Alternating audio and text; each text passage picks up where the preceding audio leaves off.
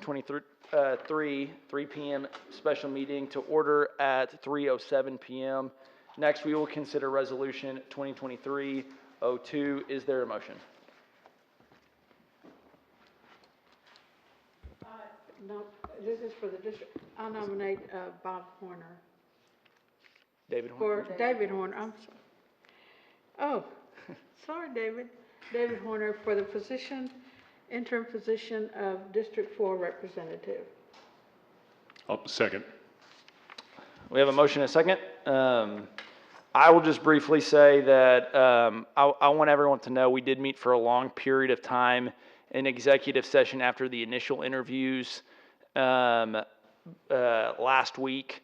And so we just reconvened in an executive session, but that was not, we had a long discussion last week to really weigh this out. And I just want to say, I'm so thankful for every single applicant.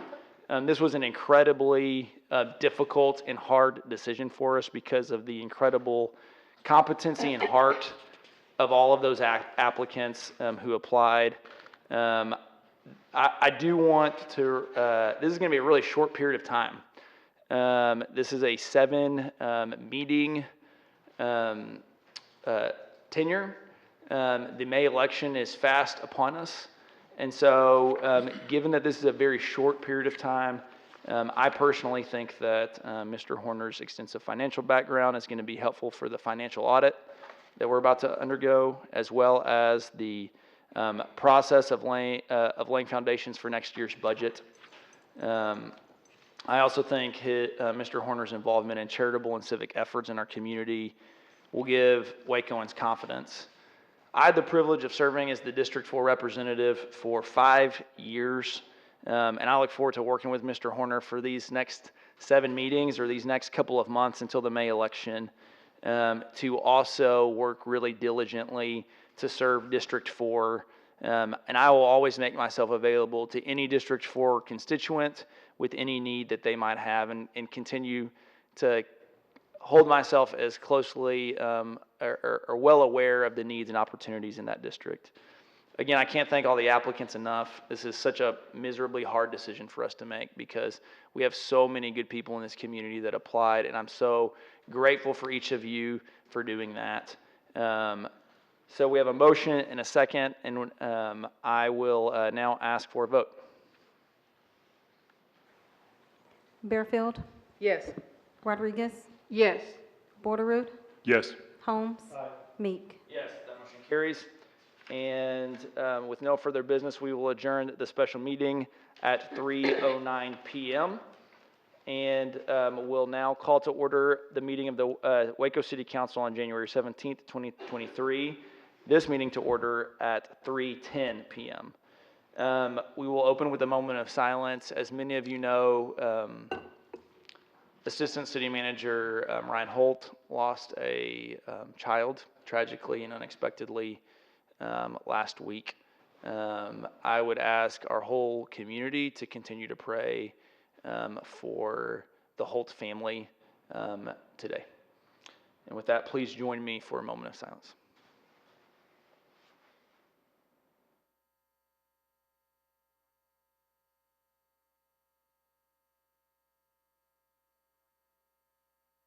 Thank you.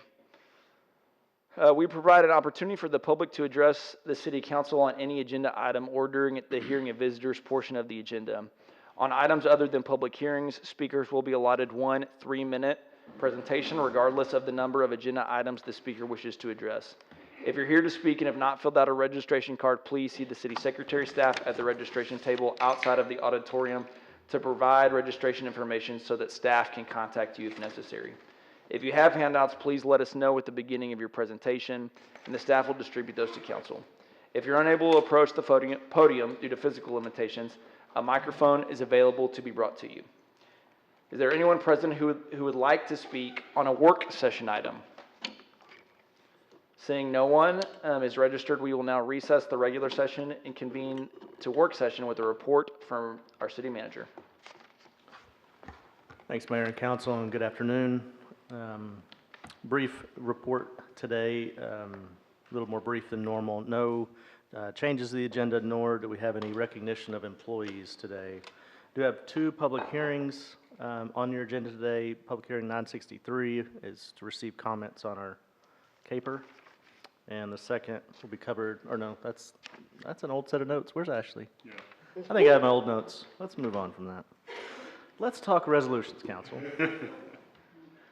There's more public hearings than that. We have 34 resolutions on the agenda today. I want to highlight two of them. First was Resolution 2023-025, which approves an agreement with Creative Waco for $250,000 to re-grant dollars to arts initiatives that facilitate economic and social recovery. We're using, the source of this is the American Rescue Plan funding, and it's fitting, I saw Fiona Bond back in the back. It's fitting that we're using ARPA dollars for this because Fiona spent quite a bit of time in advocacy to ensure that federal dollars that were flowing back through states and to local governments included arts activities to be eligible. So definitely appreciate her work, her board's work, and bringing this contract forward. It is in alignment with our ARPA spending plan that the council previously adopted as well. The second resolution I wanted to highlight is Resolution 2023-022. That's the one. Wanted to highlight this for the council and really for the public at large. This is an item in which we're proposing to reject all proposals received for a hotel development near the Foster Pavilion. As noted, the city initiated a process by which hotel developers could propose to develop a hotel on top of the parking garage next to the Foster Pavilion, which is well underway now. And staff has briefed the council recently that we actually think the most prudent move is to reject those proposals, have that garage be developed with retail on the bottom, and then relocate the hotel, the full-service hotel, to another site within Riverfront. That site is about 500 feet away, so it's in very close proximity, and that'll help us to facilitate just a really vibrant $700 million development with people living, eating, and staying on site. We do have 5 ordinances on the agenda today. 2 are first readings, or no, 2 are first readings and 3 are second readings. Wanted to highlight a couple of those for you. First one is 056, which is a first reading. It relates to our police commanders. We are proposing to increase those from 11 to 12. The primary reason is to facilitate the movement of the Animal Services Division, which used to be a service of the police department. Most recently, though, we've had it separated out. We're going to move that back into the police department. Adding a commander will provide leadership to that group and other functions as the chief requires. I'm excited on this for a couple of reasons. One, the HR team and police are moving very expeditiously on this. We actually have another commander opening as well, so we're testing for multiple commander positions on this one. And that gives chief a chance to really give some promotional opportunities within the department, which is exciting. For our animal services partners that may be watching and remembering that when animal services was in police, that our outcomes weren't quite as good as they are now, I just want to provide my full support to this move and say that we've worked too hard to step away from no-kill status, and we will do everything we can to maintain no-kill status at the city-operated shelter. On Ordinance 2023-059, this is the second reading I'm highlighting here related to changes to the smoking regulations article of the Code of Ordinances. This item did pass on first reading with unanimous vote. Just wanted to highlight for the public that the contemplated ordinance is narrowly tailored to retain much of the original smoking ordinance intent and effectiveness while opening up an option for a new type of small business operation, including cigar lounges, which have become kind of a niche entrepreneurial opportunity. With that, Mayor, I'll turn the mic back over to you. Thank you, Bradley. I had one comment on quick comment on resolutions. Let me go back now. the resolution 2023-49. This is a project that we've been working on over on Lockwood and Lake Oaks, which, and you almost have to, it's been a long project that has kind of unraveled, or maybe raveled is the right word, because there's a lot of moving parts that we've taken care of along the way. Started as a sewer project, became a street curb-to-curb replacement project, a lift station project, a power supply, electrical, additional street improvements. But I just want to thank the citizens on Lockwood and Lake Oaks for their patience. And I appreciate not only their patience, but their feedback. And along the way, we've had, I think, Assistant City Manager Paul Kane came out with the team. We actually met in the middle of the street, you know, and I remember it vividly. We were in a little circle kind of saying, what are we going to do here? But very collaborative effort, and I appreciate the city staff's creativity and also the citizens in that neighborhood. I think we're seeing the light at the end of the tunnel for this to be completed. But and if anybody's watching at home, it's page 326 and 327 show all the moving parts of how to dig up a street and install a wastewater line with the lift station and the electrical supply. So anyway, I just want to commend staff and also thank the neighborhood there. The ordinance that I wanted to talk about, and I missed, my fault for missing the second December meeting when this was approved on the first reading. I had just a couple of clarifications that I added to the language, and specifically to the, let me find it here, to the definition of separate air ventilation system. And I think all with the same intent of what the definition is, but I just added that the exhaust system needs to go outside of the building and also not be circulated within any occupiable space within a building if it wasn't a standalone, if it was not a standalone building. So I think there's a lot of restrictions around here around this concept. We'll talk more about it tonight, I'm sure.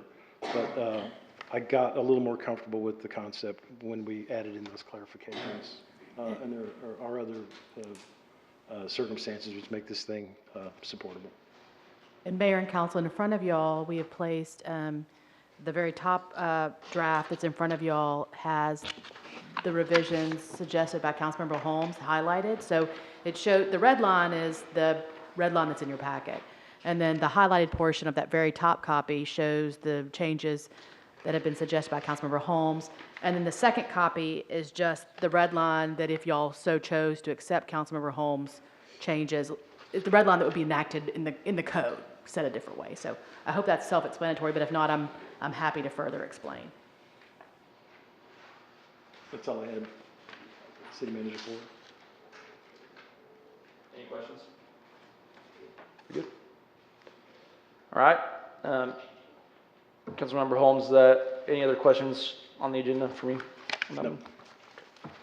Consent agenda will include resolutions 2023, 21 through 54, with the exceptions of 22, 24, 27, 28, and 29. As a result of Councilmember Borderoud filing an affidavit of substantial interest on those items. Are there any other agenda items council would like to remove from the consent agenda? If not, then that will be our consent agenda. And the next item on our agenda is the work session. Items 2022-04 through 07. Riley, would you please introduce the first work session? Work session, sure, Mayor. First work session is work session 004, which is an update on the upcoming Texas legislative session. I'll invite the team to the table here for the briefing. We have Ashley Nystrom, our Chief of Staff, as well as Carol Magera, who represents the city on state legislative affairs, and she's from the firm Blackridge. Ashley? Thank you, Bradley. Good afternoon, Mayor and Council. Glad to be here before y'all today. I am joined at the table, do a couple of brief introductions, by Carol Magera with Blackridge, Texas. We've worked with them since 2009. I think also on your agenda today, we do have a resolution to continue our contract with them. We've always been very well represented by them, and certainly a staff recommendation there. And then also wanted to point out, you were introduced at the last meeting to Mr. Kenneth Neely, but he's here in the row behind me. We're very glad to have him on the team as well. If you remember his introduction from last year, he's very well connected and has spent a lot of time at the federal legislature, but he will also be supporting us as we work with the state as well. And so he's already made a couple of trips down to Austin, and he will continue doing that throughout the session. So really will be supported there as well. So today, we're going to just give you a quick update. We are pretty early in the session, but wanted to run through kind of some of the expectations, give you an idea of timelines in the calendar, how we stay involved, and then kind of some of the things we're expecting to come up, as well as give you all time to ask Carol any of your burning questions. She is certainly the expert here, and I'm glad to have her here in person with us. So the legislature has had just over a couple of months to start filing their bills. They began filing the first Monday after the November election, so November 14th. And then they gavelled in last Tuesday on January 10th, to start the 88th Texas legislature. They have until March 10th to get those bills filed, so that's their 60-day bill filing deadline, and they are working towards a May 29th end date for the regular session. When we think about how we stay involved with the state legislature, we have kind of a multifaceted approach. Of course, you'll have Mr. Neely and myself, kind of city staff, being the point on legislative priorities. We will work hand in hand with Black Ridge throughout the session. Their office very close to the Capitol. They really are our boots on the ground down there. They keep us involved in the day-to-day goings-on with the Capitol, and then as well as providing kind of bill tracking services for us as well. They track thousands of bills for us. So we also are connected with the Texas Municipal League, who's an advocacy firm for cities throughout the state, and plugged in with them as well. We listened to a webinar from them last week on their expectations for the session, and we'll stay connected with them as they see bills come through as well. We do work with local community members as well. Currently, the Greater Waco Chamber of Commerce is finalizing a priority platform for local priorities and business priorities, and the Cooper Foundation has also taken point this year on finalizing a community priority document as well. So we're working with them, making sure we're in touch on the same page there. We also rely on our directors and departmental staff to keep us updated. Many of them are involved in trade associations and different memberships that have legislative arms. So we rely on them to kind of get some of the specific details pertinent to their areas that they see coming through the legislature as well. So you have likely heard in the news these last few weeks that the state is seeing some record-breaking numbers. Their revenue estimate from the comptroller is up 26% from the previous biennium. They're looking at almost a $33 billion budget surplus. So a lot of money to be spent at the state level for the next, they budget over biennium, so a lot of money to be spent for the next couple of years, and really looking to see how they do that. They're looking at historic numbers in the rainy day fund, so we'll see a lot of movement from them as they try to line out how they're going to be spending all of that. Just a preview, for the last legislative session, we saw a little over 8,000 bills filed between the House and the Senate. Black Ridge tracked upwards of 4,000 of those bills that would have had potential impact to cities in general. So a lot, just to kind of give you some numbers. As of this afternoon, the House and the Senate combined have filed about 1,700 bills since November. So we're looking to see a lot of bills filed between now and March. And as always, when we go down to the state, We will have some local priorities that we're taking down there, some initiatives that we're working on with our representation, but a lot of the city platform is playing defense at the state legislature. I have here on the screen for you some of our focus areas that are focus areas for cities throughout the state, not just for the city of Waco. Preemption is always on the table. We have heard of a few kind of super preemption bills that have been filed, so be watching those to see, how they make it through committee. What does that mean, super preemption? So there are bills that are written broadly enough that it will impact any number of city operations, maybe even more than was intended by the author. Yeah, I mean, I would just say, anything from ordinances, smoking ordinances, what individual businesses can do, and even regulating businesses. A lot of what we've seen before is if the preemption bills include language like if an entity or a business is regulated by a federal or state requirement, any kind of a license, registration whatsoever, then cities cannot have any kind of oversight over them whatsoever. So it's a significant threat to local control and the uniqueness of Texas cities throughout the state and being able to have a say in your own city. So local control has been quote unquote under assault at the Capitol over the last couple of sessions, and I don't think that's going to be any different this session.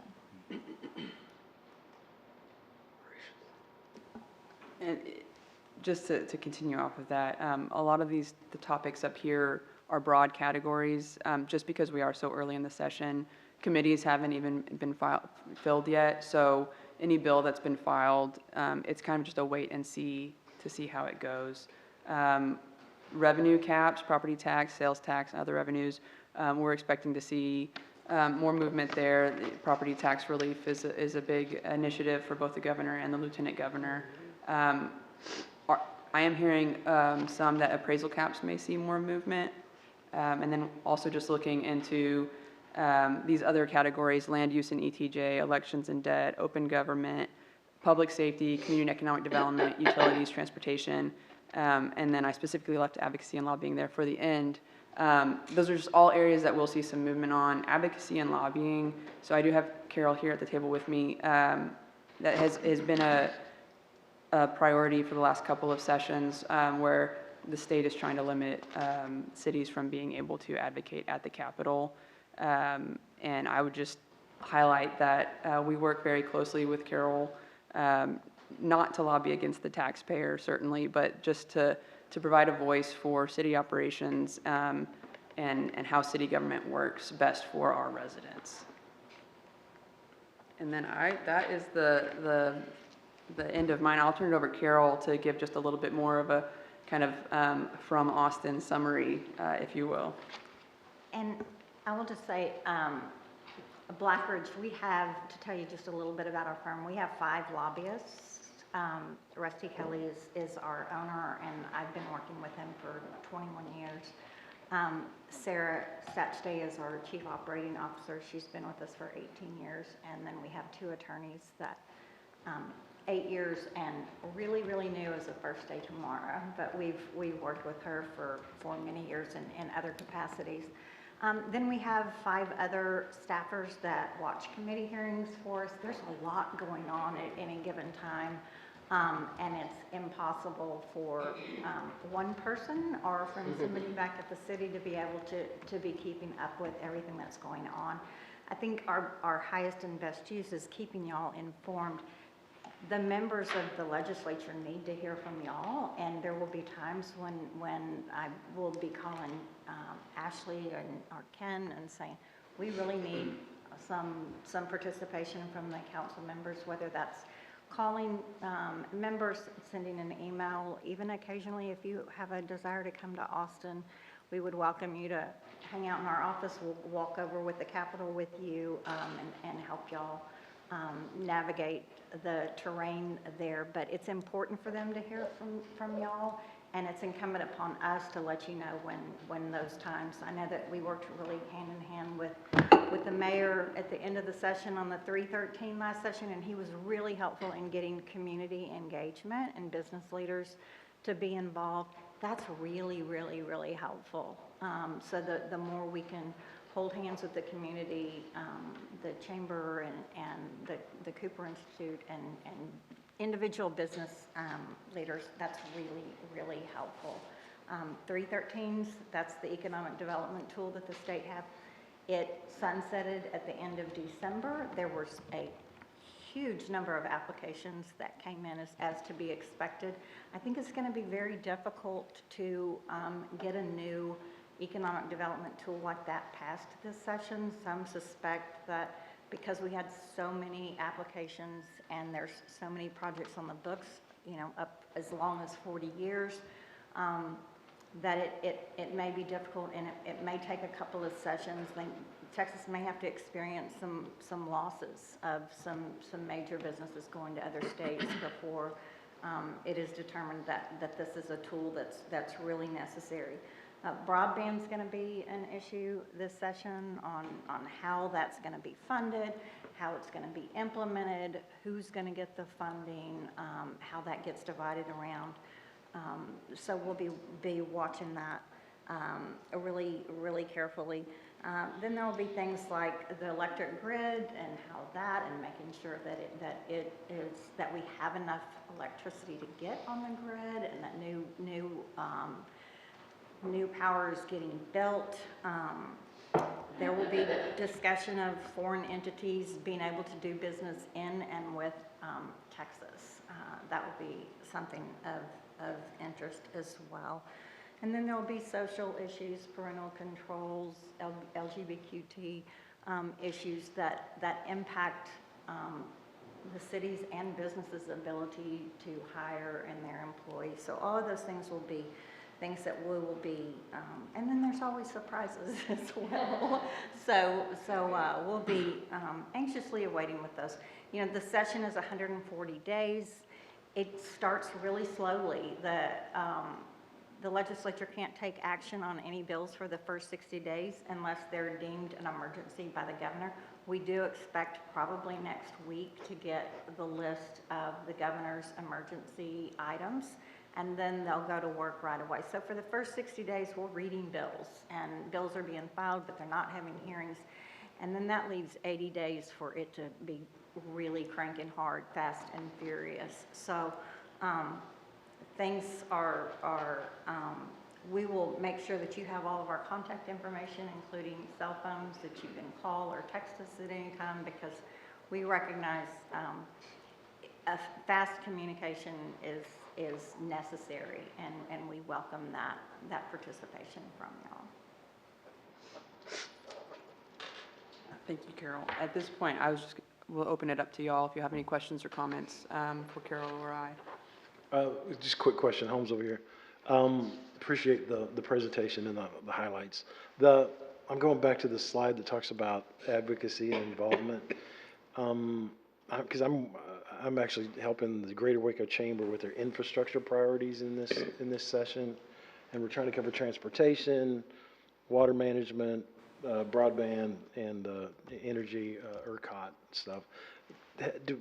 As far as city, are we going to try to come up with like a list of objectives, or can you give us a heads up on city-centric sort of issues that are coming up, and then specifically Waco-centric? Am I putting the cart before the horse here? Do we have to figure out what bills are being introduced and then react to that, or how do we organize our influence? Yes, so in the past, we have typically used both the documents that are brought forward by the Chamber and by the Cooper Foundation. We will have a list of a few local initiatives, and I can certainly provide that in a future report as we carry specific bills. So like in the past, and a good example would be when we got the TPID passed with the state legislature. We usually have very few initiatives like that we are carrying for passage with the state. A lot of it more will be seeing what's filed and supporting or defending, depending on how it reads. Great. Thanks, Ashley. Any other questions? Thank you, Ashley and Carol, for your dedicated work. We know that this is the fun time in Texas. So do we have I know, we're just getting started and we haven't fully set committees. Do we know chairs yet? No, we don't. In the House, the House members send in their priorities, and they get put on, they have seniority appointments for chairs, so they won't even turn those in. Those are due next Friday, a Okay, week I from couldn't this remember if it was Friday. this week or next week. So it will be, the first or second week in February before we get those House committees. Senate committees could come as early as this Friday. There's not as many Sure, changes sure, there, and sure. so we will see those more quickly.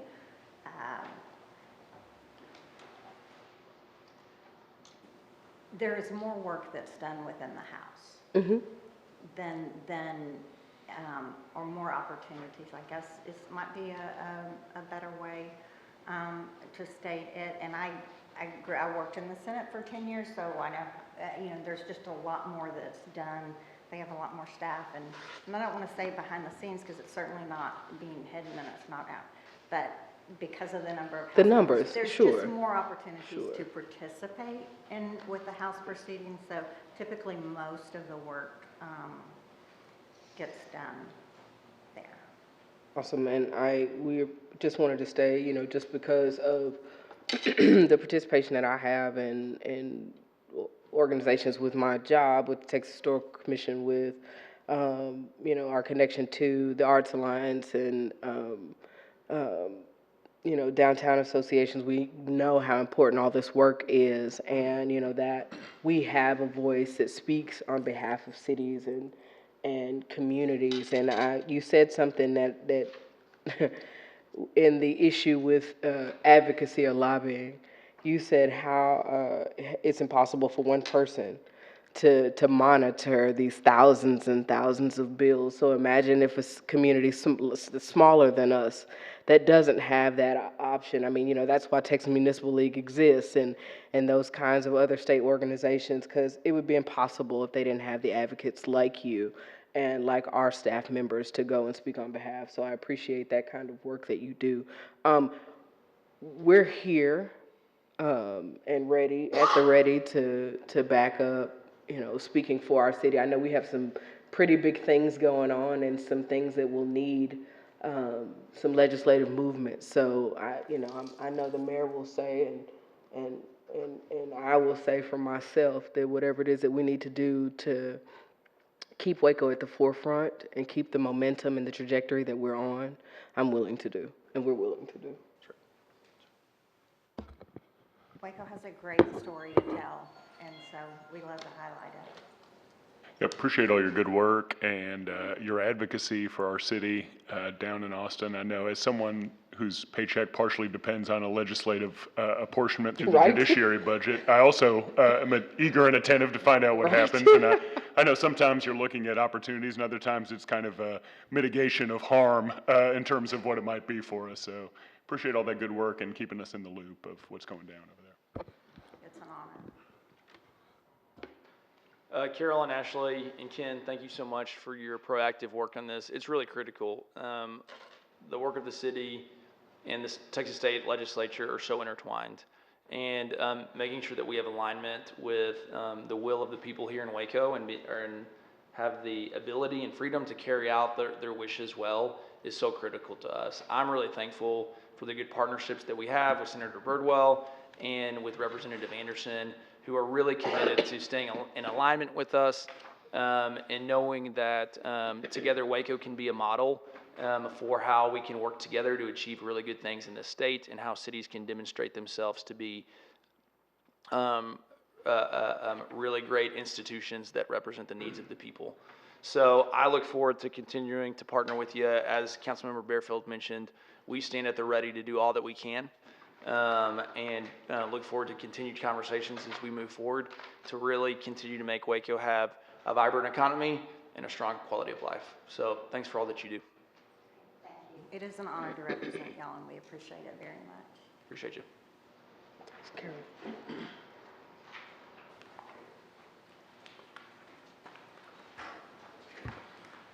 Thanks, Mayor and Council. Our next work session, I'm going to invite Cody Patillo up to the podium, or to the desk, to give you an update on solid waste alley cleaning. Cody's our Director of Solid Waste, and he's previously provided a kind of an overview of this program. He'll do a little more of that today, now that it's been implemented. And he's done a great job, him and his team, really working to bring you clean and safe alleys throughout, mainly the core of the city. And definitely want to thank the council in advance for their budgetary support, which made it all possible. Cody? Forward, thank you, Mayor and Council, for the opportunity to provide an update on the alley and illegal dumping program that Solid Waste is overseeing. So today we are going to go over program history, program goals, statistics and trends, and education and outreach campaign. So a few of these items are some refresher from the last presentation. We actually took the slides straight from the last presentation just to show where we were, where our thought process was, and kind of how we've come from there. So going over program history, in 1997 we started the automated cart pilot program, and with some success in 2000 we implemented that citywide. So from 2000 to 2009 we did still service a few residents through alleys with dumpsters, and then in 2009 the city made the decision to remove those dumpsters and convert all those homes to curbside service for some operational concerns and make us a little bit more efficient, as well as you can see the image up there where there were some litter issues and just the overall environmental safety issues. So the funding was increased for Goodwill Services. We had a contract with them for a litter abatement along Highway 84. So again, in 2009, there were some concerns by citizens raised during this process, and to kind of help appease those concerns and help the citizens, the contract was amended, and we added removal or litter abatement service in residential alleys. This was predominantly in District 4 for alleys that had the dumpsters recently removed. Program moved along from 2009 to 2017, and in 2017 the program was expanded to include mowing and brush removal services. And again, this was predominantly District 4. Moved forward to 2020, COVID hits, we have some pretty extreme labor shortages. Pretty much that year the program was paused. We rolled forward that funding in 2021 and then implemented this or expanded it citywide. And then this last year, 2022, we took over that program internal where Goodwill used to run it. We added 5 FTEs, and we believe, in our opinion, it was a pretty successful first year, and we'll go over some of those statistics here in a minute. So program goals. This is where we were. Again, this is a refresher from the last presentation. This was our thought process going into this program. So year one, our goal was to service all the alleys once. We didn't get there. We got pretty close. We got to about 90, a little over 92%, which we thought was pretty good, especially after we saw some of the alleys that hadn't been serviced, especially in District 1 and District 2 for quite some time. So moving forward, now we're in year 2. Going forward, our original thought was, okay, now we're going to move faster. We'll be able to get to these alleys 2 to 3 times per year. Well, now looking at it and seeing those operations for a year, that 2 times a year is a lot more realistic than that 3 times a year, until we're able to reduce our alley inventory or get more staff. But we feel pretty comfortable where we are right now. And that's just something we'll continue to monitor each budget season and looking at the staffing levels and, again, trying to reduce our overall inventory. For the illegal dumping response time for 3 business days, we feel really good about that. We were very proactive and reactive to the complaints as they came in. And a reminder on the investigation completion. So we get a report for illegal dumping. We don't just mobilize a team to go out there right then and clean up the area. What we do first is we dispatch one of our environmental crimes deputies that we contract through McLennan County Sheriff, and have them go investigate the area to see if we can find any information or evidence that we can take enforcement action on. So if we can take enforcement action, we clean it up through that effort, and if not, we will mobilize a team to clean up the area. Moving on to scheduling. So time and districts. Year 1, before we even had a person hired for this program, our thought was we were going to spend an equal amount of time in districts 1, 2, and 4. and that was because 1 and 2 didn't get as much attention as 4 did in the previous years. But moving, early in the program, we realized that this was not very efficient overall in this program. So our idea moved to looking at areas and scheduling areas that we could move more efficiently and finish an area, not just pick up and go. So we actually got to that proportional amount of time where we wanted to be in year 2. We were able to achieve that in year 1, and we feel really good about that. For increased efforts to abandon alleys to citizen, here's an area where we did not make a lot of headway, and we're going to continue to move on this. But it's a labor-intensive effort that takes staff from multiple departments to do research, to look at alleys that can be abandoned that are either partial alleys, obsolete, don't require access for either services like utilities, solid waste, or property access. So we're working as a multi-department effort, and we are, once we have some significant progress made in that, we'll come back to council with some more updates. Solid waste, you're not mad at districts 3 and 5, they just don't have many alleys. That's right. And we'll get to that here in a second. In the track monitor report, on that one, We're not hostile to the concept of alleys. We just don't happen to personally be involved in them. Very few. Hey. Monitor report, we feel good about that. We'll show the statistics here in a second, but yeah, that was a big part of our program, is to make sure we could tell the story of what we were doing throughout the year. Could you expand a little bit on the, can I interrupt, Mayor? On the fence removal costs? Which fences are you taking down, and the challenges to be addressed? You have fence removal costs. For that goal, that's part of that part we have not figured out yet. We're working with the departments, multiple departments, legal, utilities, the planning department, and figuring out what's the best path forward with that. So that's an area where we haven't made a lot of headway, and we're going to continue this year to try to make some more significant improvements. So right now, we haven't identified that, but it's once we go to a process to where we can abandon alleys, that's something that we are going to consider once we roll out a program. Now, let's see, I think that's in the context of, if you have both neighbors on both sides of the abandoned alley would want to just go straight to that middle of that alley, expand their backyards. So we've got to figure out some way to take down those fences and create a new fence down the middle. I think it's the challenge we're talking about. Muchas gracias, Jaime, por la clase. I knew what you were thinking. Glad you're on that committee. Statistics and trends. Here I want to highlight where we were in FY21 to where we were in the first year of our program in FY22. So you can see that our alley inventory did decrease a little bit. We did have some alleys that were abandoned, and just in doing our GIS, going through our inventory cleanup. There was also some of the miles per district did change from the redistricting. District 5 no longer has any alleys. So, Mr. Holmes. Miles, I think a very good thing to highlight is we got to about 21 miles completed 21 miles in 2021, and we increased that by 35 miles our first year of our program to 55 miles overall. So it went from 34% of our network to over 92% of our network in year 1. And again, our goal was to be 100%, but we got pretty close. We feel pretty good about that.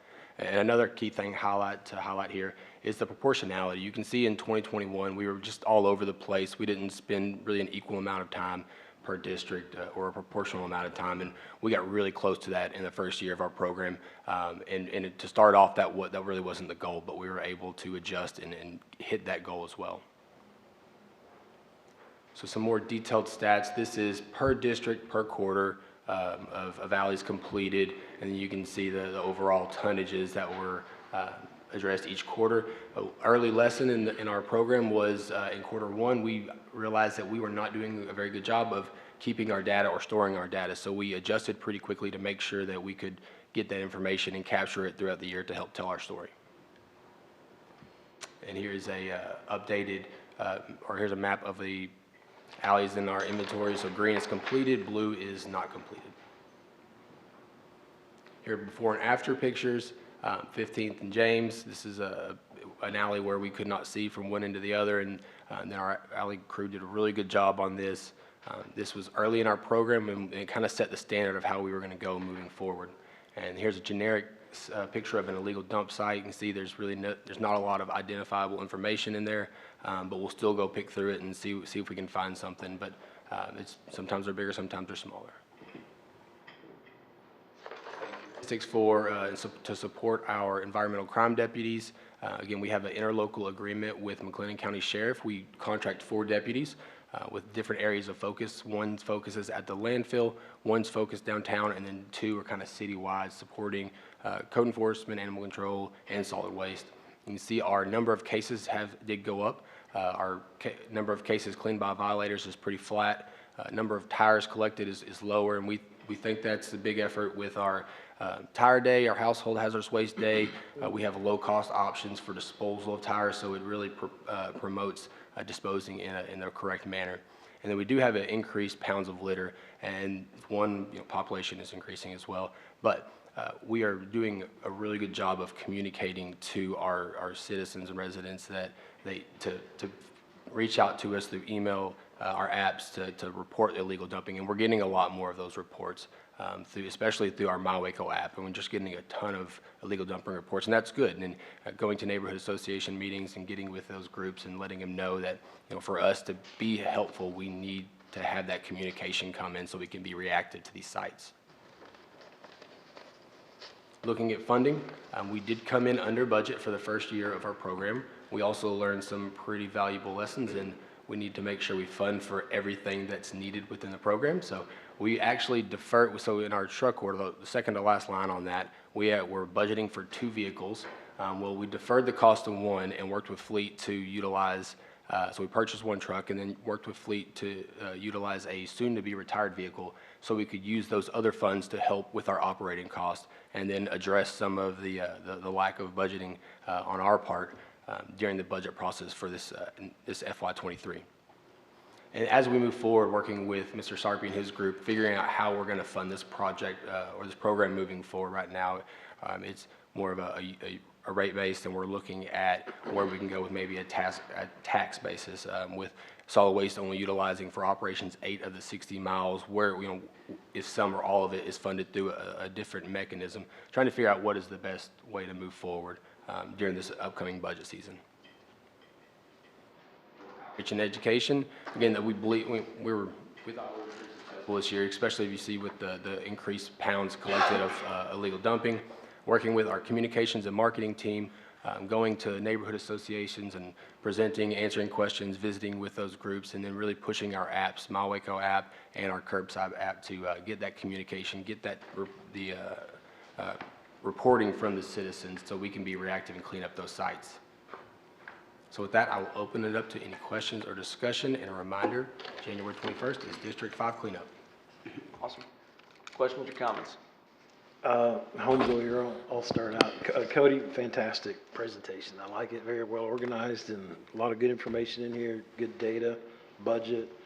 I do want to get with you probably afterwards to figure out, I got 300 feet of alley in District 5. I'm going to figure out where that is so my son Kennedy and I can go over there and clean it up this weekend. But I was being euphemistic. But anyway, a couple of questions I have, and really a follow-on on Alice's comment about the fences. To me, that's a fascinating part of this. If we can somehow, because I think our goal is to, as alleys become, less critical to, and actually kind of as we're finding out here, sort of a burden to the city, and less critical for use. And we don't need to get down there to pick up trash. We don't really have any use for it. I think part of the deal that seems appealing to me is getting these alleys back into the citizens, letting them giving them this land that backs up to them. But I know it takes a lot. You have to have everybody. The challenge is you have to get 20 people to agree on one alley that yes, I'll take it. No, I don't want it, or how you get it cleaned up, and how you tear down the fence, how you put up a new fence, and it becomes a challenge, but I think it's one that we need to be thinking about, right? Because we don't, I like the direction of this, hopefully, and you did make a comment that we want this to be a smaller and smaller, what is it, 60 miles right now, but it'd be great if it was 0, I guess, right? So anything we can do to sort of, or council can help you, or in a budget arrangement, or somehow accelerate that program of, hey, we want to get this, or communicating it to people. Maybe it's in their water bill or something, I don't know. Hey, if you want that land behind your, we're trying to get it to you, which I'm sure that would enhance values of people's homes and give them an extra, how wide is the average alley? Usually about 20 feet. 20 foot? Gives you an extra 10 foot to play football or whatever, you know? To me, that somehow to get that program going and let people know that, hey, we want to give you some more ground in your backyard. And I like that this is very organized, and I like the way it looks, and it looks like we're going the right direction. And yeah, I see up on the board there we do have District 5 cleanup on Saturday, right? Yes, sir. We got to get my district cleaned up already. This is a good goal. Anyway, I appreciate the city's efforts to do these for each district once a quarter or so. But good presentation, Cody. Yeah, I would echo that. Great job. Appreciate your innovative approach to cleaning up these alleys and hopefully returning some of the real estate to the owners, I guess, with maybe some of the easements there. I don't know. Seems complicated, but I am kind of intrigued of like where the alleys in my district are. I saw a couple of them because I thought with redistricting that we had eliminated essentially the alley neighborhoods, but that'll be a separate conversation offline, but much appreciated. Good work. I want to thank you for this presentation. Alleys, District 2, have always been a problem. And I noticed the 15th and James, that was in District 2, so I'm glad that was cleaned up. But there are some alleys that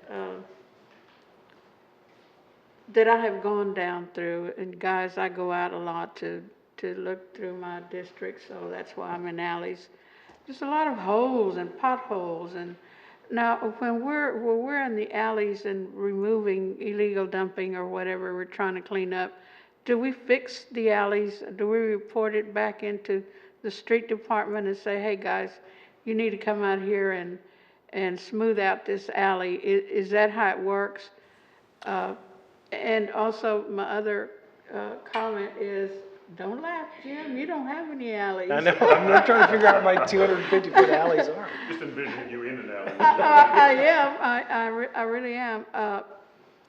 Okay. It just flew out. Okay, say I am a homeowner and you're coming into the alley and you're going to tell me, okay, you're going to have to take part of this and we're giving it to you and your neighbor or whoever. What if I say, okay, I can't handle this. I cannot accept this extra amount of land, whatever it is. I live alone and I can't handle it. So what do we do in that instance? That's where we've got to figure it holdup out. is, right. We got to move that goal forward, and we don't have the answer right now. That working with the multiple departments to figure out what the best path forward is, to make sure that if we are giving it back, that it's in good faith. We're not putting an extra burden on the citizen, or we're not putting an extra cost on the citizen, and that's just something we have not figured out yet. So that's a goal for this upcoming year. And then once we do have a good plan to move forward with, that's something that we want to come back and share. With that, my only comment was going to be, I would encourage you to take time with that, mainly because it's going to take a lot of education for the homeowners and for our citizens, our residents to understand, that an alley that was there, even if, for its original purpose, which I believe was trash pickup, is the reason it was there, but then that's not how we do it anymore, and whose responsibility is this, and is this now my pothole? All of those things are going to take lots of communication. Absolutely. And I'm the over communicator, so I encourage you we need to make a decision and figure out what this means for us if we want to shrink our alley footprint, if that's a thing. But we have to figure out how to do it carefully and thoughtfully for our residents, because it is going to, I mean, there's so many questions that come to me, and so I know yeah, because I have an alley.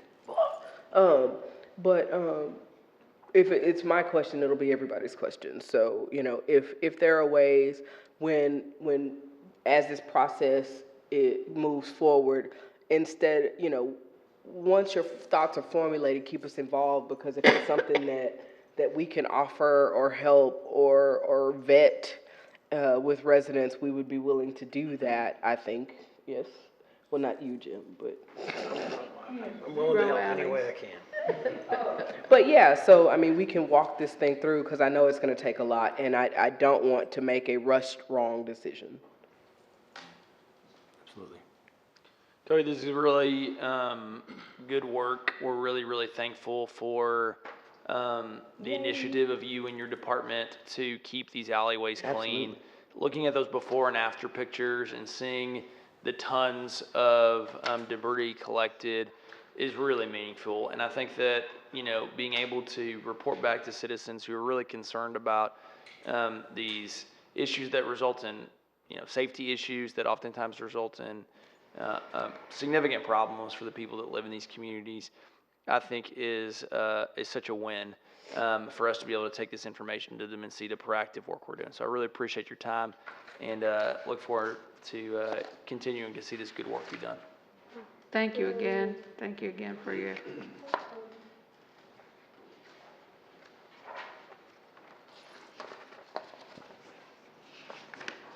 All right, Mayor and Council, our next work session is 006. It's an update on the downtown implementation plan. We reported to you in December of last year on this plan, and you had a number of great points and questions that we wanted to get back in front of you and make sure we're heading in the right direction. So we've got, no,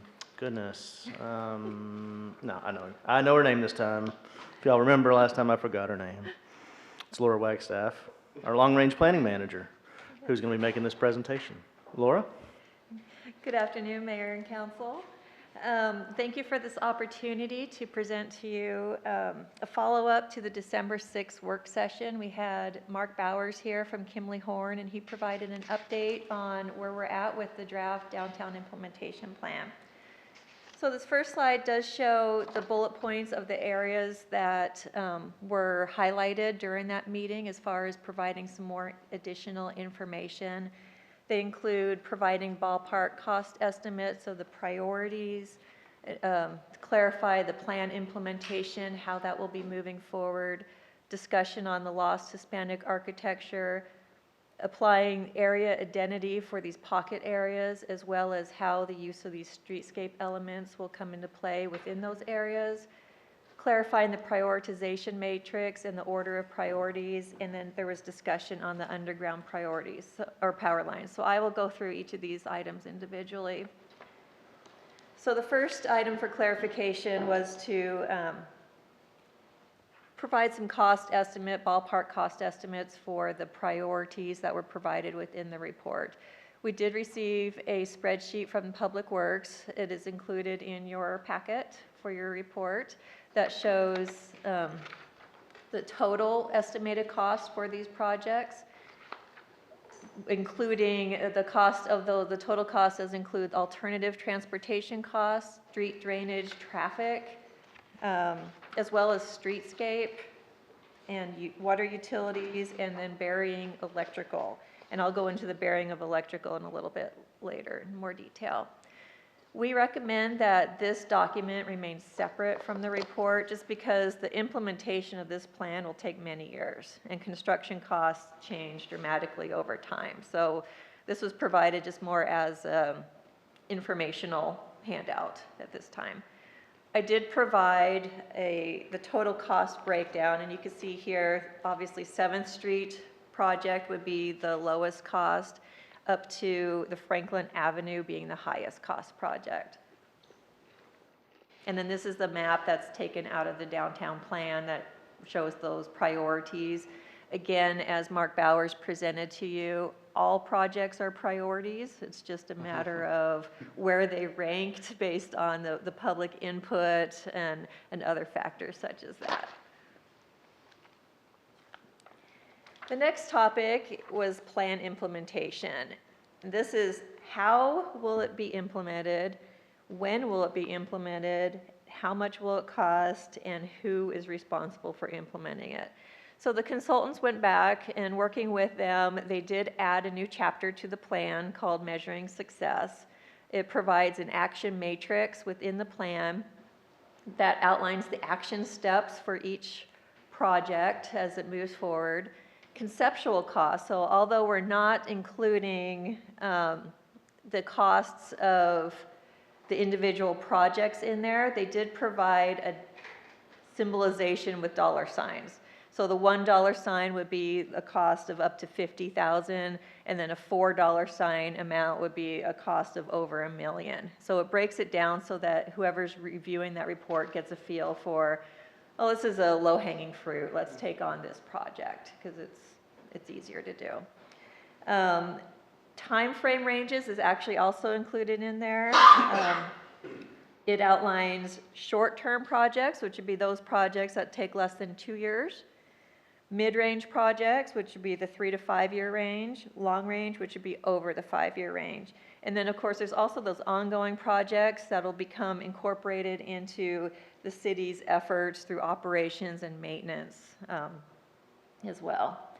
And then there's also responsible parties who moves the project forward. And they break it down into those that are the implementers. The implementers would be the city government itself, moving the, responsible for the implementation of the task. I'm going to use, for example, ordinance updates.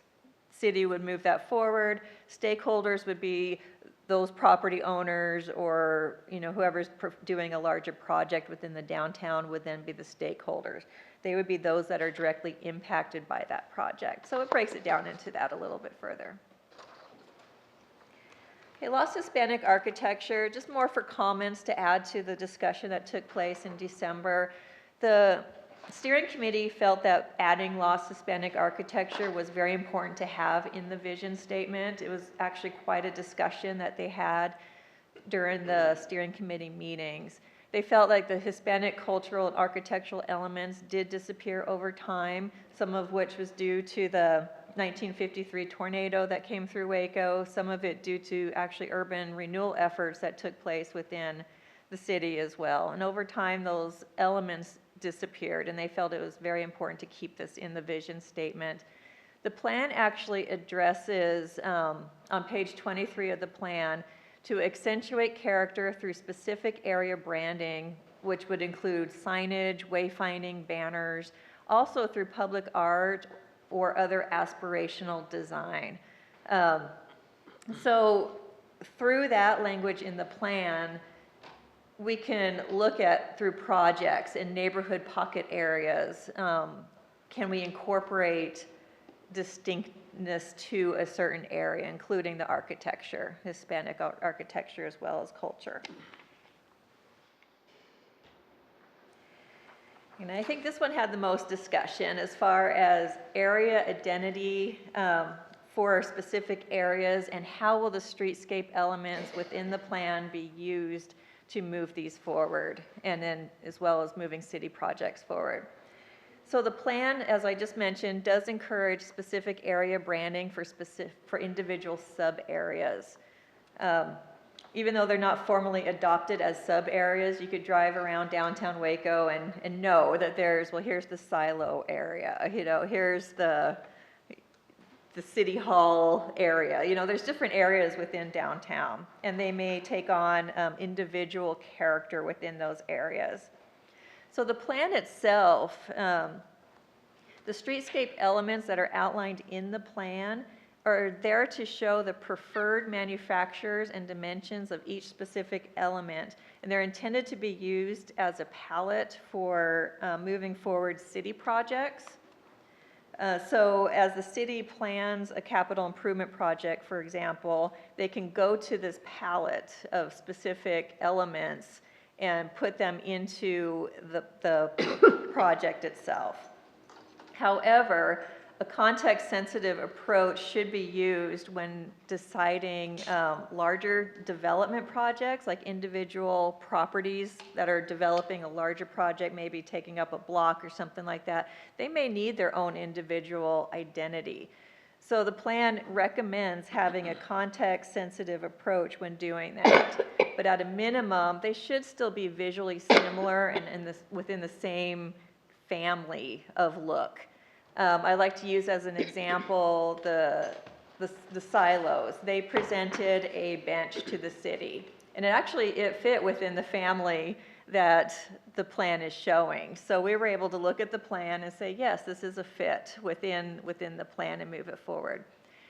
When we get into, and I'll discuss this a little bit more in a little bit, but when we get into re-looking at our downtown overlay zone, there will be more language put within that document itself as far as how will these elements be used for like private development, and what will be the system that'll be put in place for deviating from these elements. Will it be an administrative approval? Will it go to the plan commission? So those little things like that will be worked out at some point, but the appropriate time to work those out will be with the actual ordinance amendments when that comes forward.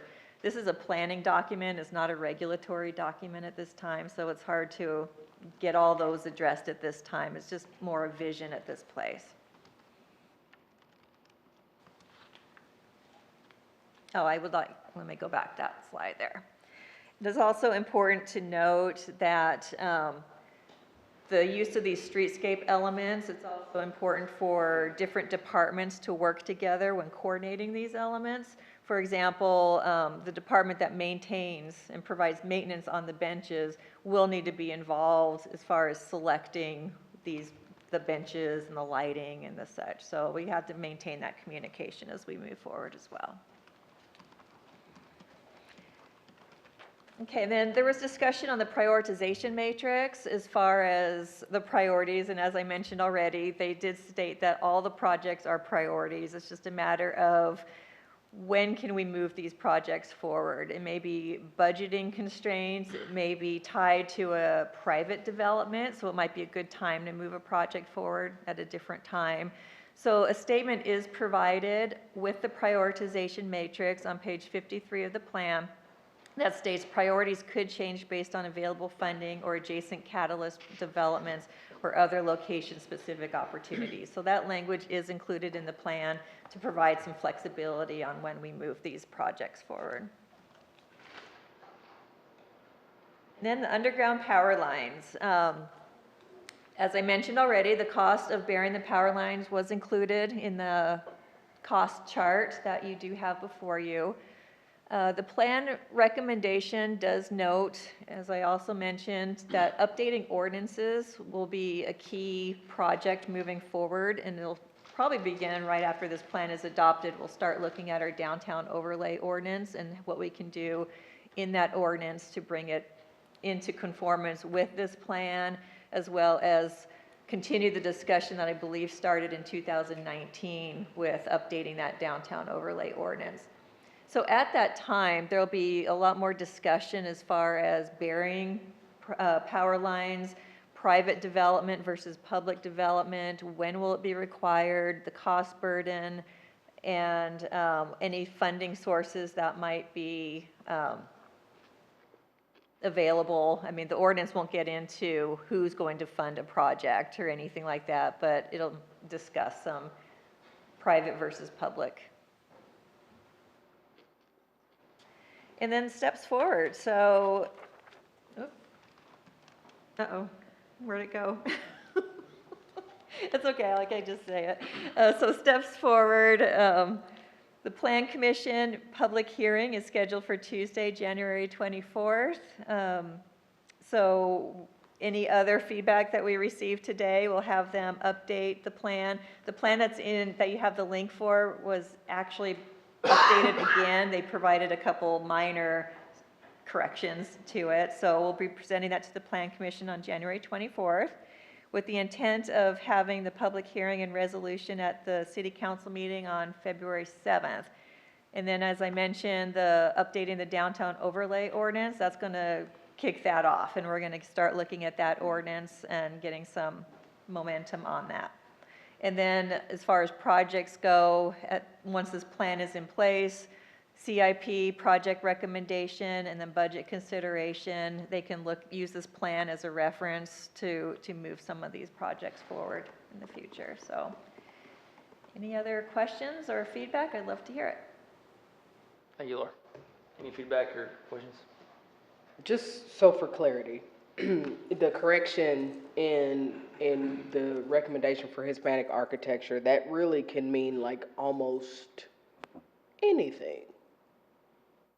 To add a layer of Hispanic culture into the downtown area, not necessarily just its physical architecture. Is that what I'm understanding? Yeah, they saw culture as using the art, maybe implementing some of the art within the public right-of-ways, or it could be an actual architecture element for a project, maybe encouraging private developers, or if there's a public project, looking at that and seeing if we can install some of that back into the downtown area. Awesome, thank you. The only two things I had was on the prioritization, or when we start looking at street reconstruction, just a thoughtfulness around if seeing that list is long and knowing that if we start with one or if we go two or three at the same time, the two or three we're choosing might have impact on getting around town. So if one's over here and one's over here, then maybe we shift that around. I don't know. I just think that, again, being conscientious of wayfinding and ability to get around is Construction fatigue. and construction fatigue is, again, we got to do it. We recognize the need. But as people are navigating,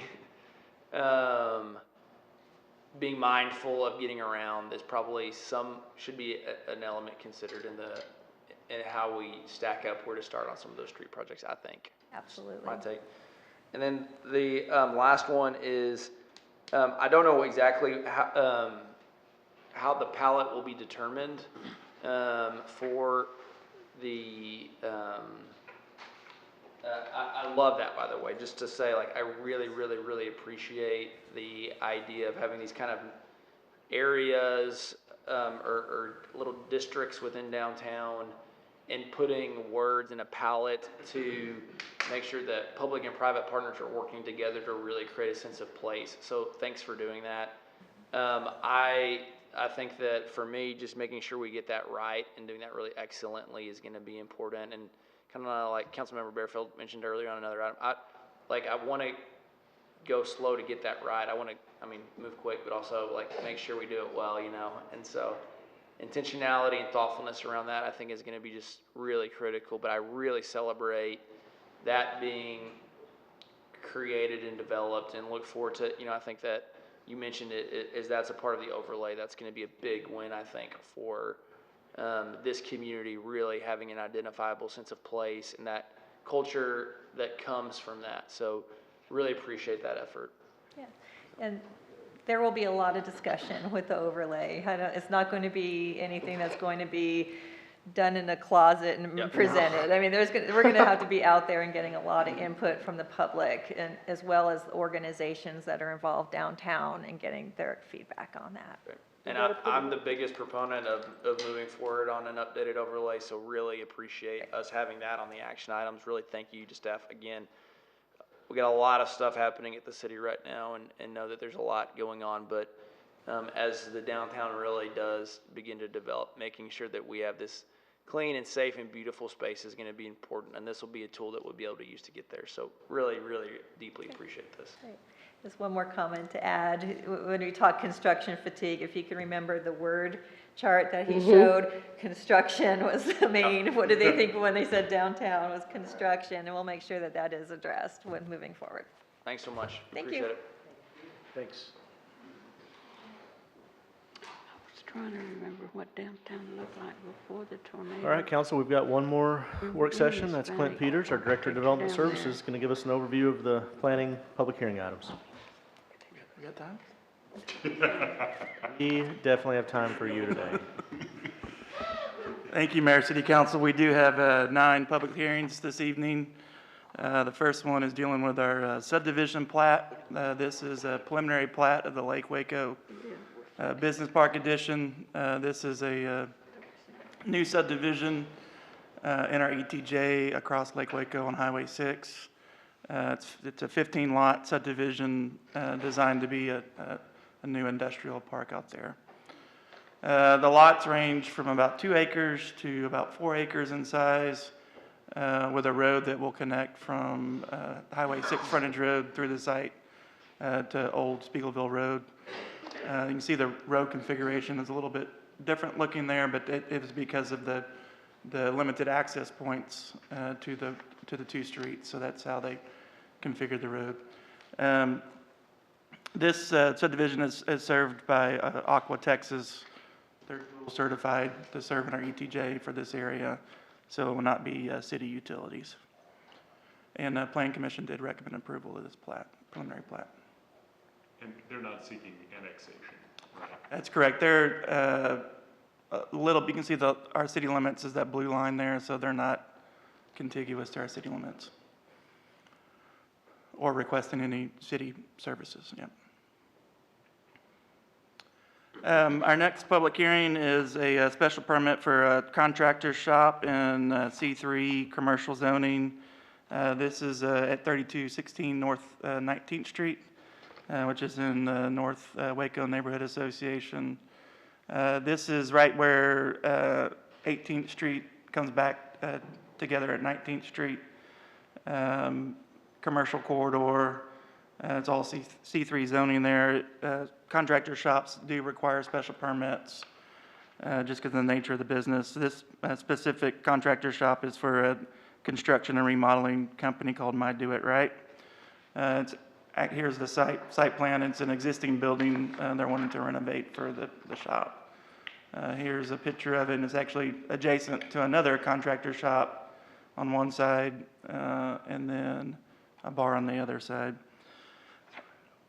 Going back to their plans, they will be required when they redevelop it to add some site development requirements such as new driveways, parking, sidewalk, and then you can see behind there that does back up to a residential neighborhood. And so staff and the Plan Commission recommended some requirements dealing with screening along that back property line, and then some lighting requirements as well, and then some limitations on outside storage. So any inventory or product or equipment will need to be stored inside the building. Clint, going back to that picture, did you put any thought or have any idea about that chain link fence in the front, or any screening needs for the work or storage being done? What are they planning? I know you said they're not going to be doing work, but are they going to be planning to store things on site?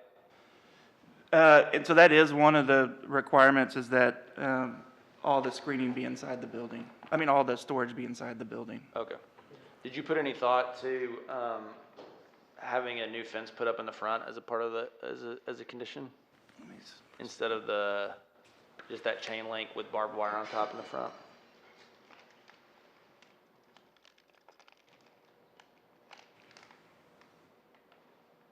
That is not part of the conditions, but that definitely is something that council can add. They will be required to put in new driveway approaches and parking, and there are some landscaping requirements with that, but the ordinance does not require screening along the front, but that is something that can be added with the special permit.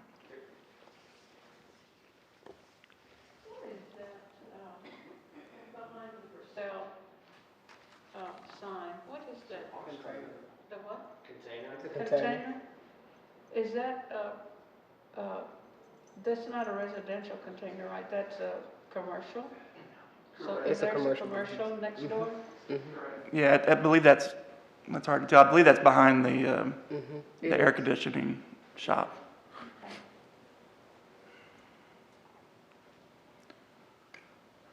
We did not get any response from the notices, and Plan Commission did recommend approval of this 10-0.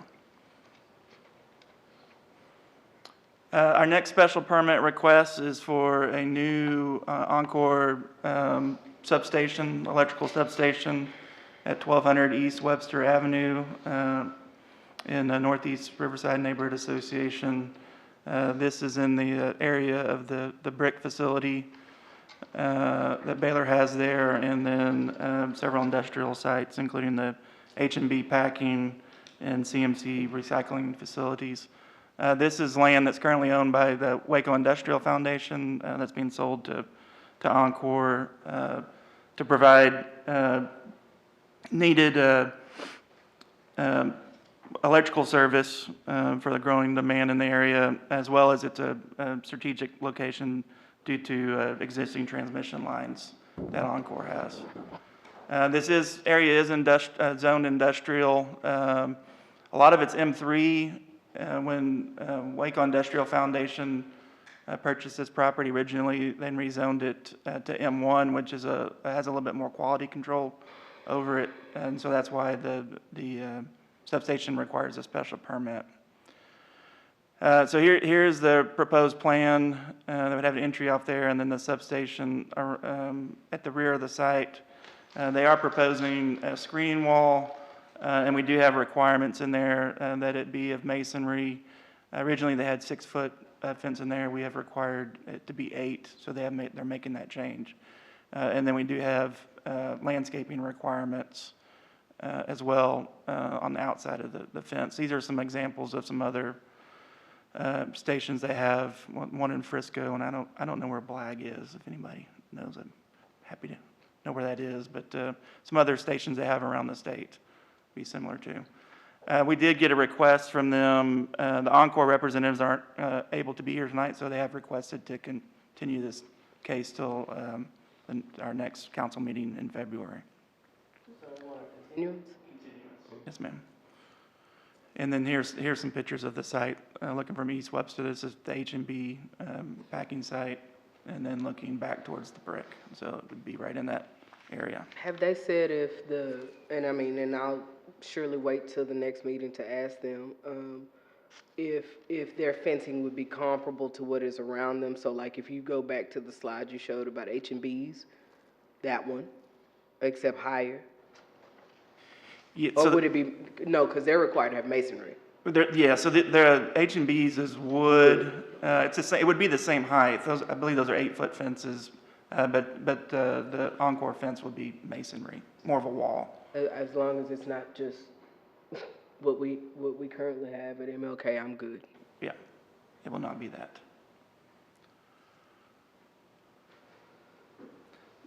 Plan Commission did recommend approval of the special permit, and staff does recommend approval of the continuance. Council will need to act on that continuance tonight to allow that. Our next public hearing, 15, is an exciting one that we don't see these very often, is a designation of a historic landmark for the William Decker Johnson Hall at Paul Quinn campus at 1020 Elm Avenue. This is on a request by Paul Quinn Campus, Inc. They are working to start the efforts to restore that building and put it back into use at the campus. It's a cornerstone building of the Paul Quinn campus that was built back in 1922 at Paul Quinn, which is the first historically black college west of the Mississippi River. It is a 3-story building designed by William S. Pittman, who was the first licensed black architect to practice in Texas. And my understanding, this is just one of 6 of his buildings that's still left in Texas. And so it's got a lot of important history to it. It was used as a dining hall, dorm, library, and classrooms. And you can see structurally it's in great shape. It just needs, some TLC to get it back into use. And it checks all the boxes for historic landmark designation. It's a priority one structure. It's got, you know, a lot of history to it, cultural to it, and then it's tied to William S. Pittman, who has a lot of clout in history. And so Plan Commission, both our Plan Commission and our Landmark Commission both recommended approval of designation. I mean, you know, we're super excited about this one. I think as a working in heritage and Texas heritage and culture, the historical architects are like going nuts about the possibilities for this building. And I'm especially proud of our community for standing up. I can't wait to see if, you know, I know the application's in process with the National Registry and state, so I look forward to the forward momentum of revitalizing this important structure for new use for the next generation of Wacoans. I think it's awesome. You know, in my young life here in Waco, I have seen a lot of historic buildings either torn down or lost. And that's a shame because that's our history, our city of Waco history. So anything that we can do to preserve our history, I'm for it. I think this is awesome. And I know that a lot of people are excited about this particular building. Across the street from there is where Alice Rodriguez was raised. Come on now. That house there.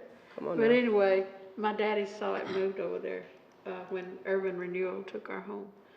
But anyway, anything that we can do for history, to preserving history of Waco, I'm always for it. And so thank you, Clint, and thank you for helping out with the application or whatever it is that we have to do to make this a historic project. Sure, and they are also working with the Texas Main Street program that's helping them, so this is kind of the first step. Even though it's a small step, it's an important step in the Yes, process. it is. Yeah. Thank you for that.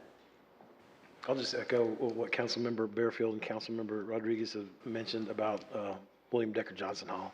Really cool that we can designate this as a historic landmark. And there's some real interesting reading. I love Waco history. If you start on page 137, go for a dozen pages, real interesting history of that building and all the cool stuff that was going on there, and the history that was made in that building. But great, very supportive. I'll add my voice to the chorus of approval. This is exciting, and looking forward to seeing this get done. All right, so our next public hearing, 16, is rezoning from R1B to R2. This is at 2430 South 16th Street. This is near the South Terrence housing complex that Waco Housing Authority owns and maintains and operates. It's in a medium-density land use area in our comprehensive plan that allows for a mix of residential uses from single family all the way up to apartments, and you can see the zoning pattern over there kind of falls in line with that, where you have single family. There is some R2 that was approved by the council a couple months back, and then you have the other levels of multifamily zoning from R3B to R3C to R3E, different densities. It is a vacant site. The applicant does propose to build a new residential use on it.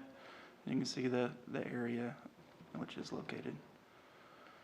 Plan Commission did recommend approval of this request. We did send out 28 notices and had 0 return. Do we know what type of resident? Is it single family? R2 allows either single family or duplex. Or multi, right? Just duplex. duplex? Yeah. Okay. No multifamily. Gotcha.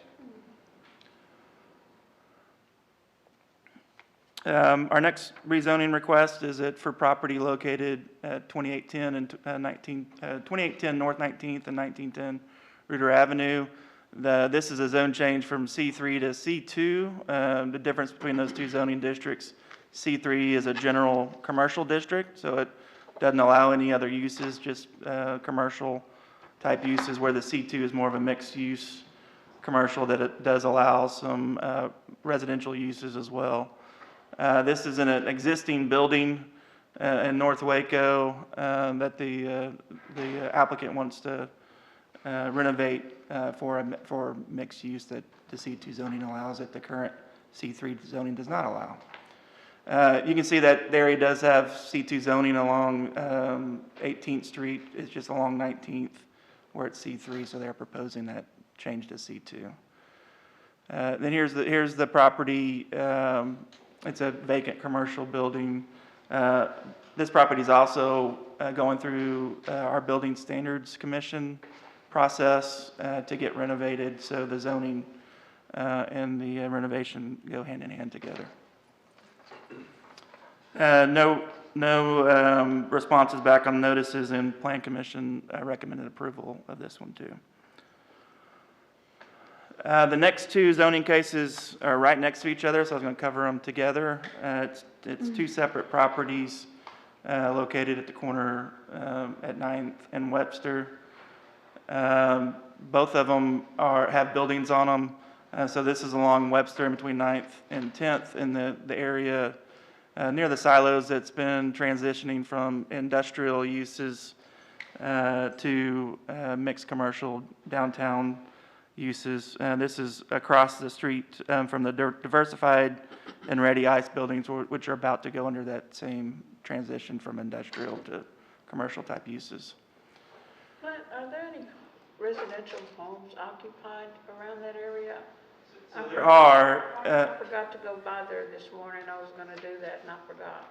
Yes, ma'am. There are not any residential uses that face out to Webster, but there are some on the numbered streets. So on 9th Street, 10th Street, there are some residential uses. But Clint, I mean, right now it's zone manufacturing. Right, So so you could have all sorts of, right, it's going from industrial to C4 in zoning. some ways, you could contemplate a more friendly zoning change for a neighbor. Correct. There's some pretty heavy uses that can go industrial, and as I mentioned, this area has been transitioning away from an industrial area to more of a commercial retail area. Here's the properties that we're talking about. The first one, the first request, which is the property with a smaller building on it, and then the grass area. And then the second case is the building on the corner that used to be a bar. And so it's two separate applications, two different applicants, just happen to be right next to each other. So there'll be two separate public hearings, but I wanted to cover them together because they're just right next to each other. And then this is looking down 10th Street, and you can see the building on the corner, and you can see some of those residential uses on 10th Street. There's a residential home right behind this building, right? Correct. Looks like. Correct. Well, there's a property between the building and the house, but yes, you can see the house right here. Because what's Yeah. fenced is vacant, yeah? Yeah. And then this is looking back up 10th Street to Webster, where you have Diversified and the Ready Ice building. And I thought this was interesting just to kind of get a perspective on how that area has been transitioning. This is a street view from approximately 10 years ago. You can see not much happening, industrial vacant buildings, and then this is what it looks like now. So lots changed. You have that urban streetscape now that's more inviting for commercial activity. You've seen a lot of the buildings redone. Even the buildings that are requesting have upgraded the buildings and painted them in better shape. So you have urban scale buildings. You have the streetscape now that lends itself more to the C4 zoning that they're requesting. Plan Commission did recommend approval of this. We did not get any responses back from the notices on either one of these cases. And then our last case is another downtown property. This is at 901 and 909 Columbus Avenue, and then a bunch of properties along 9th and 10th Street.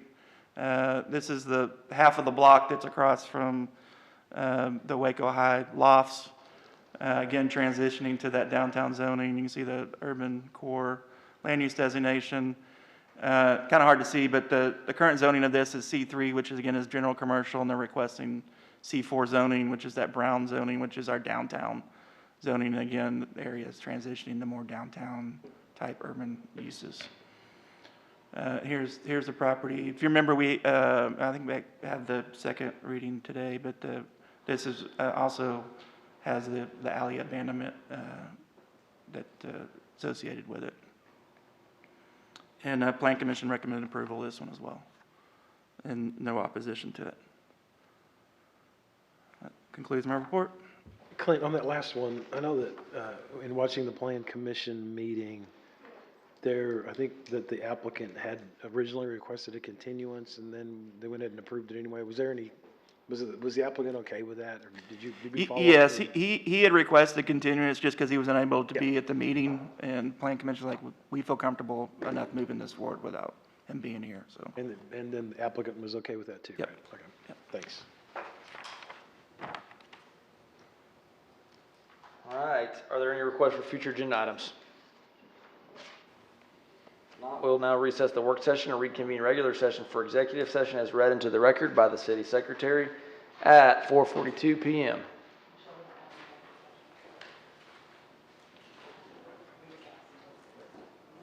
An No, executive session? Mayor, we don't have an executive session, but we Okay. can recess until 6 PM. We'll just recess until 6 p.m. Thanks, everybody.